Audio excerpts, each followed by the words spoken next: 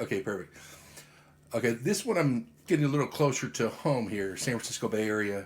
Shoshi Parks is an international traveler, award winning freelance journalist, as well as a certified professional dog trainer and a certified separation anxiety trainer.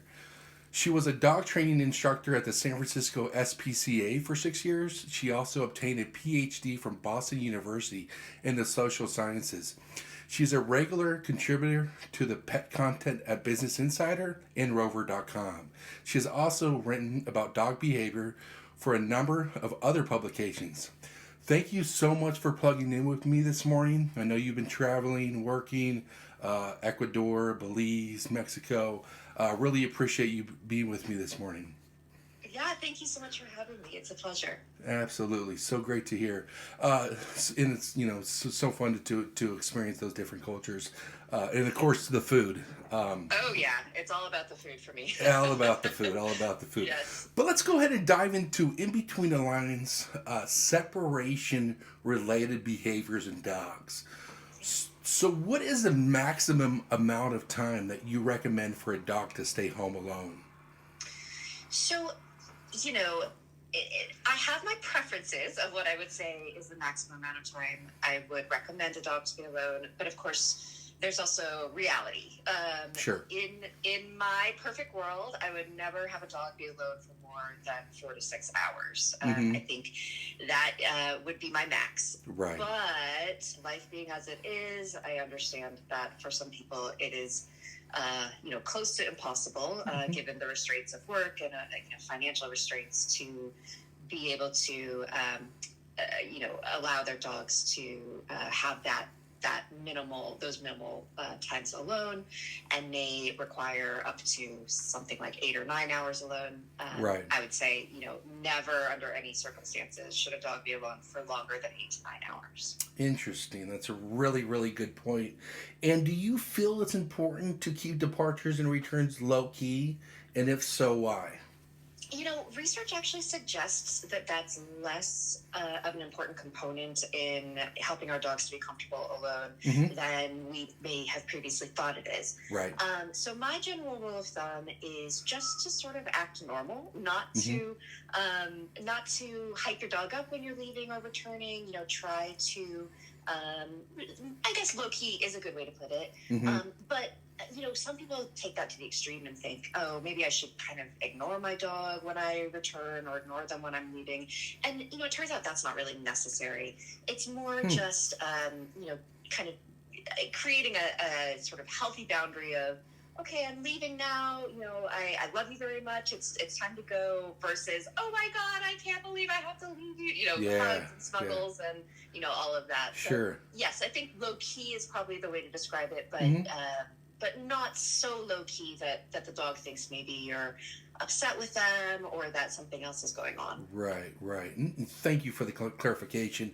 Why do dogs find it so difficult to cope when left alone and absent of their owners?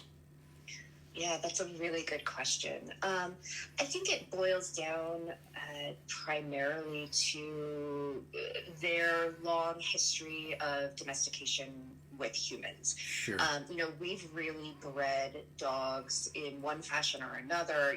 Whether we're talking about a designer breed or just a basic mutt. We've really bred dogs to be our companions and to depend on us and to look to us for their needs to be fulfilled. And so when we, then leave them to their own devices for extended periods of time, a lot of dogs just simply can't handle it, or perhaps never learned how to handle it early on, and therefore, it doesn't come naturally to them.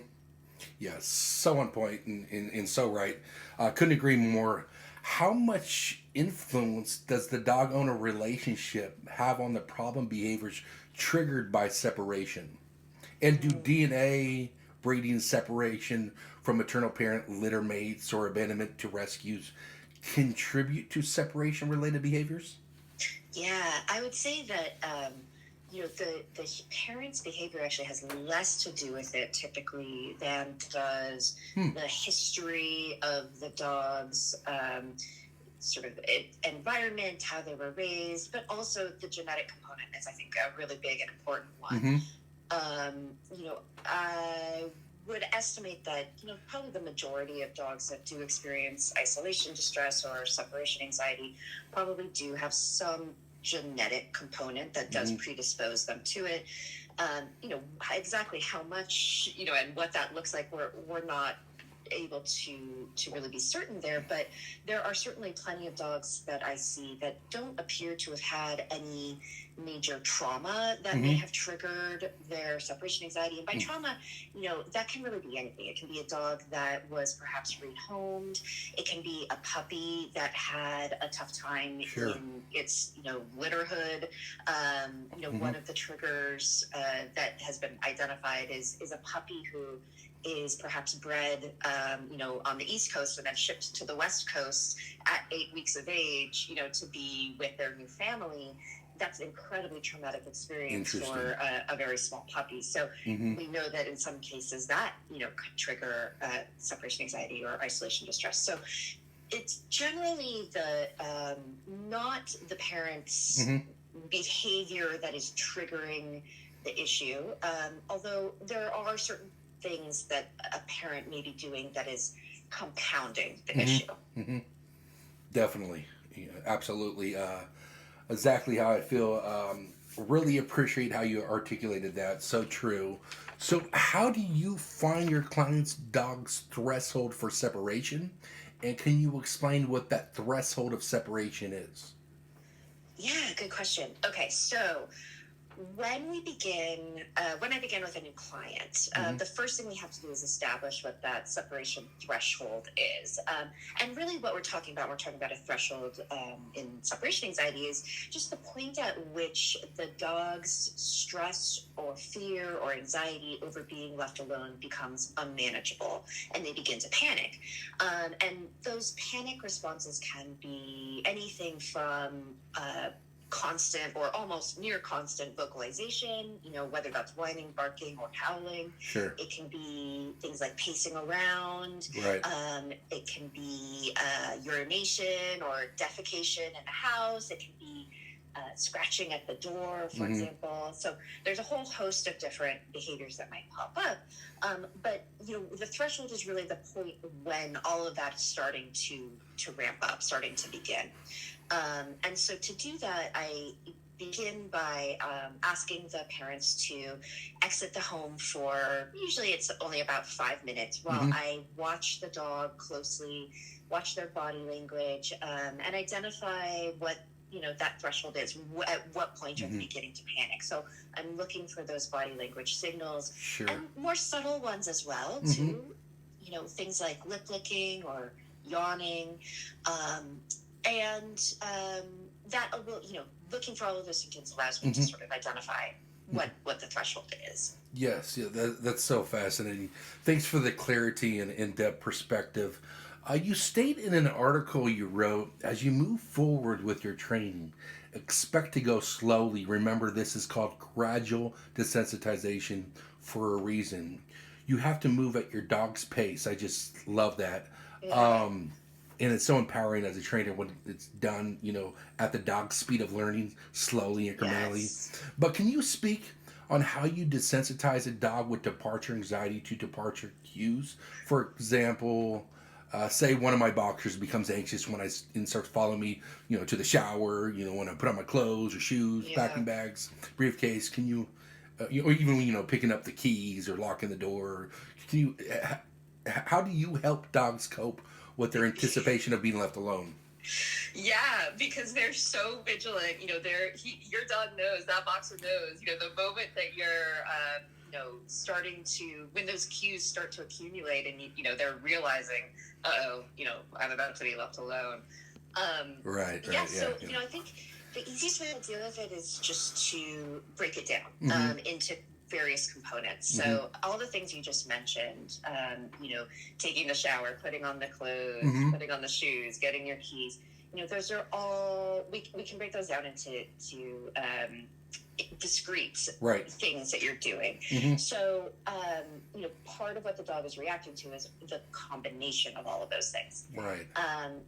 Usually I begin with just giving the human either shoes or keys, whatever's going to be able to kind of let us begin playing with going in and out of the door without, locking them out or, making them uncomfortable. Exactly. And then, when we're only doing that one thing, shoes on the door, nothing more than that, the dog begins to think, okay, this is a little different.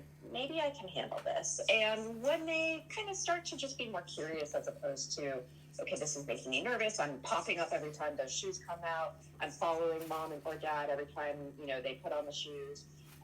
Once they start to show signs that they're a little bit more comfortable with it, we can then maybe add in the next cue. And maybe the next cue is not actually something that you do before you walk out of the house. Maybe it's something you do immediately after you've closed that door. Like Sure. if you live in an apartment building, maybe it's going down the stairs or walking to the elevator. Right. So the best way I've sort of discovered, or it wasn't my discovery, but the best way I can talk about how to break them down is just to add them back in an unnatural order, an order that maximizes how quickly you're able to work on getting out of the space so that the dog can actually be alone. Interesting. Without overloading them with everything all at once. Right. Really appreciate the accurate information here. In an article you wrote in Rover, you state the key to helping the dog overcome their panic when alone is preventing them from panicking in the first place. Yes. What is your proactive approach to prevent a dog from having a full-blown panic attack? Yeah, so this is really the essential cornerstone of being able to train a dog with separation anxiety to overcome it. It's, preventing them from panic, because if they're panicking every time you're leaving them alone and you're trying to teach them not to panic when being left alone. So, for example, you're working on gradual desensitization in the evening, and then the next day you go ahead and leave them alone. They're not going to trust. That's not gradual desensitization. They're not going to trust that, being alone is safe.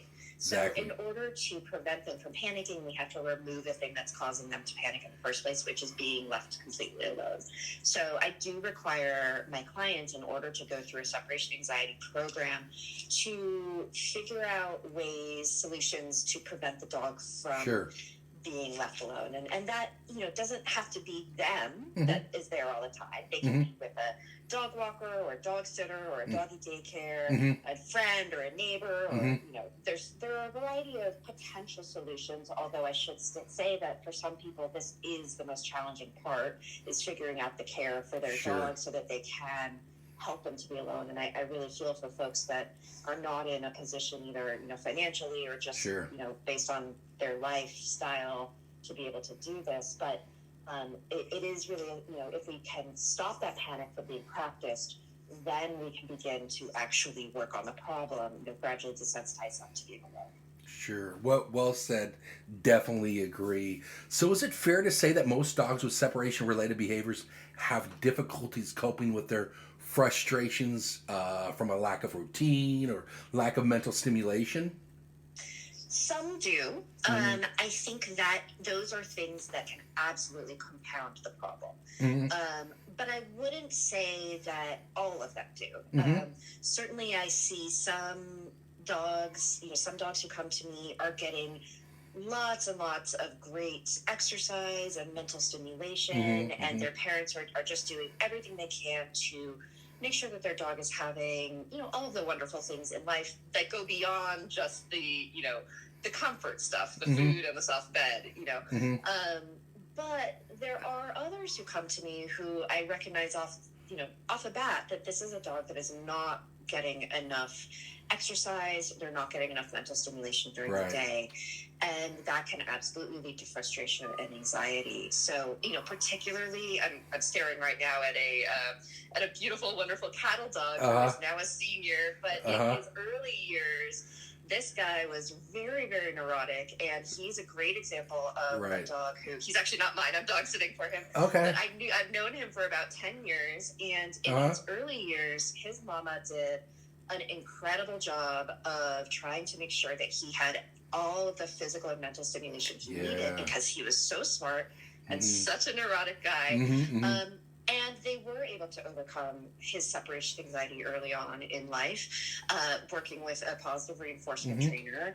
And, you know, those things that she learned early on about, you know, making sure that he got enough physical exercise, got enough mental stimulation, are things that she carried on through the rest of his life. And, you know, I think have been key in preventing those separation behaviors from returning. Right. And I mean, even from my experience and your experience as well, you know, exercising and socializing dogs early in the morning, especially to mitigate that, what you're talking about, the collection of behaviors associated with the physical and physiological stressors.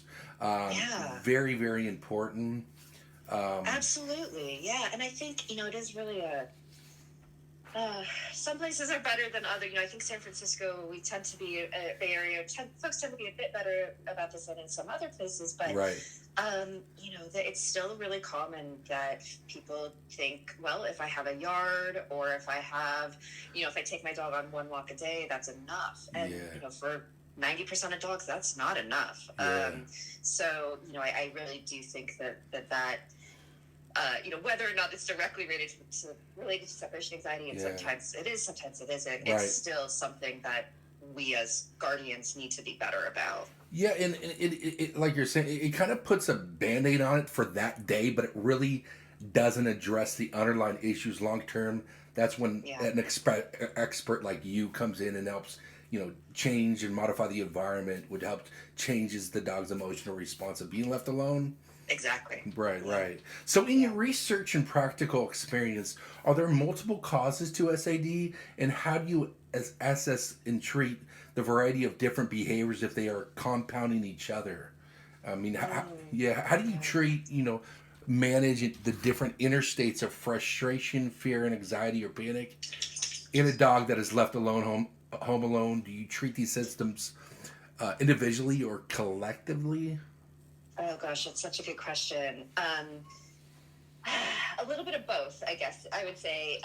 Certainly, you know, separation anxiety does not exist in a vacuum. You know, there's, and a lot of dogs who do have separation anxiety also have more generalized anxiety, whether that is expressed through leash reactivity or through sort of a stranger danger, or, you know, there's all sorts of course, different types of anxiety a dog can have. Sure. And so, you know, in that sense, we do want to address the anxiety as a whole and try to build the dog's confidence and try to help them to have, you know, form more positive emotional responses to the things around them, try to keep them on threshold of whatever anxiety they exhibit, you know, whenever possible, all of these things.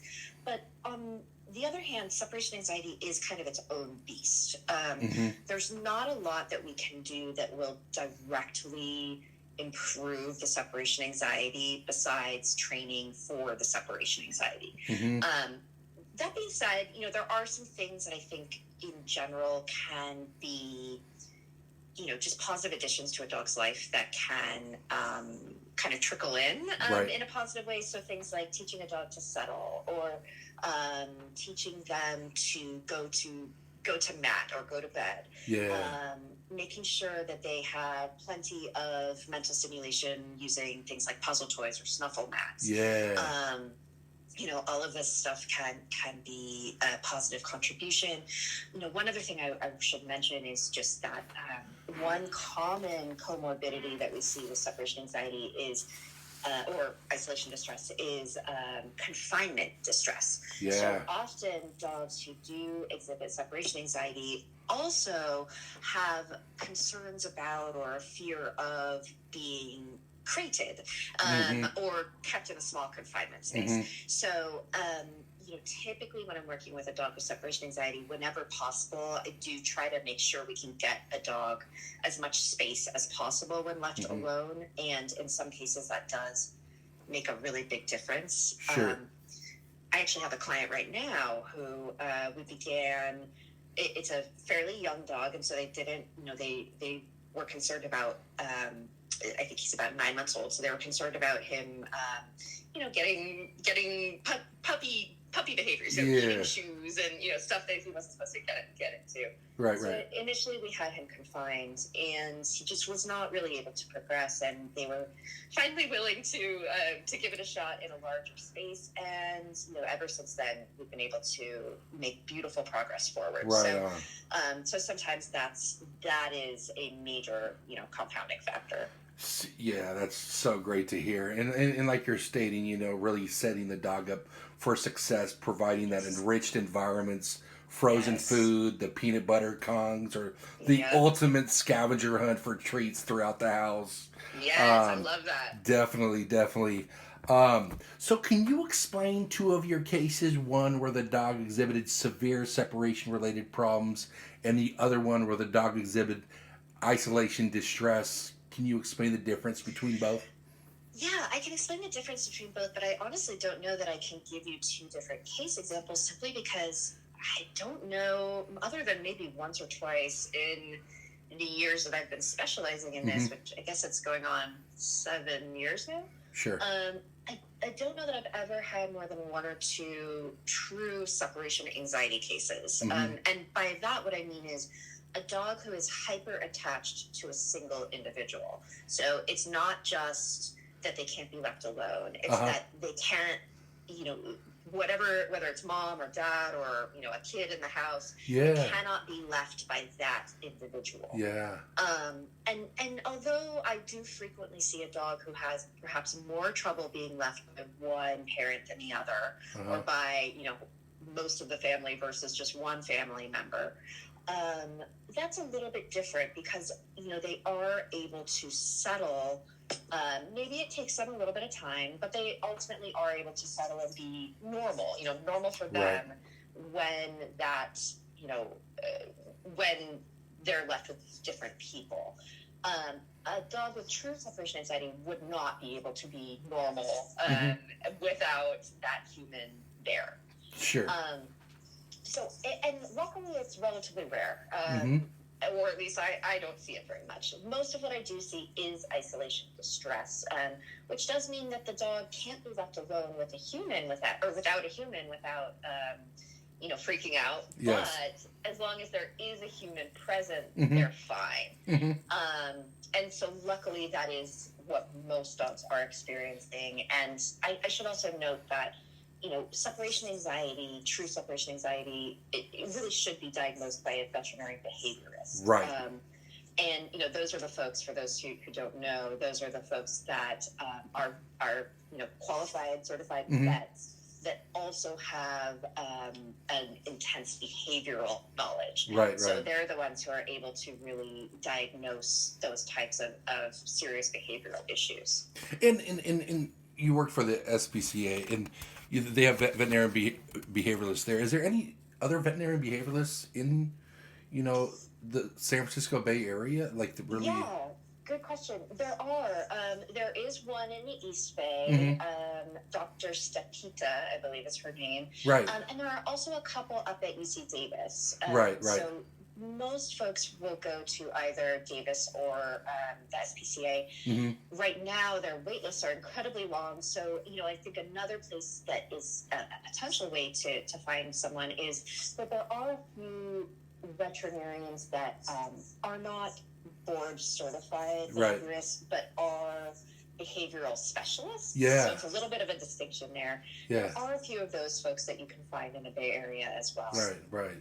Definitely. Thank you for the information.